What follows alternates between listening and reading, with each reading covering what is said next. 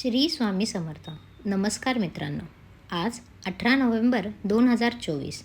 आजचे कन्या राशीचे विशेष दैनिक राशी भविष्य. आज आपण पाहणार आहोत करिअर, आरोग्य, प्रेम या संदर्भात.